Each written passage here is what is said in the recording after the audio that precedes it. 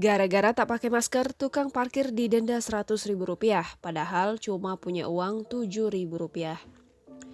Seorang tukang parkir pasrah saat didenda Rp100.000. Pria tersebut didenda karena tak menggunakan masker, padahal ia hanya punya uang Rp7.000. Beruntung ada seorang polisi yang menolongnya. Holmes Manulang, seorang juru parkir di kawasan Jalan Nibung Raya Medan, menjadi pesakitan di dalam ruang persidangan Posko Gabungan Penegakan Hukum PPKM Darurat Kota Medan. Holmes kedapatan melanggar protokol kesehatan karena tak menggunakan masker saat sedang menjaga parkir di depan Bank Sumatera Utara Petisah, Kecamatan Medan Petisah pada Jumat 16 Juli 2021 sore.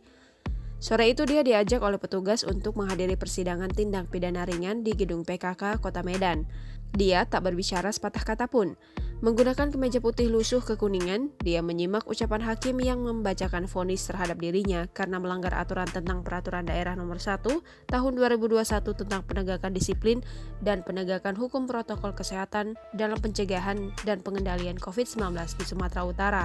Saat ditemui, pria kelahiran Tapanuli Utara ini mengatakan tak memiliki uang untuk membayar denda. Sambil merogoh kantong celananya, dia mengatakan hanya memiliki uang senilai Rp7.000. Bahkan untuk membeli makan siang saja, ia mengaku tak memiliki uang karena penghasilannya sebagai juru parkir menurun drastis selama PPKM darurat.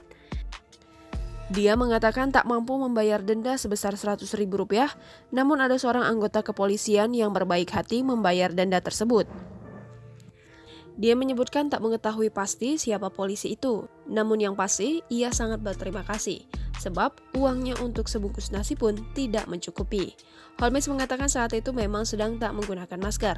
Hal itu pun bukan tanpa alasan, dia mengaku tak mampu membeli masker yang harga sebungkusnya belasan ribu karena memang kondisinya sepi.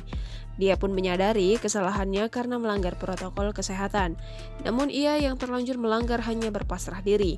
Ia pun merasa beruntung karena ada orang baik yang mau membayarkan denda tersebut. Sebab untuk makan hari ini saja dia terancam.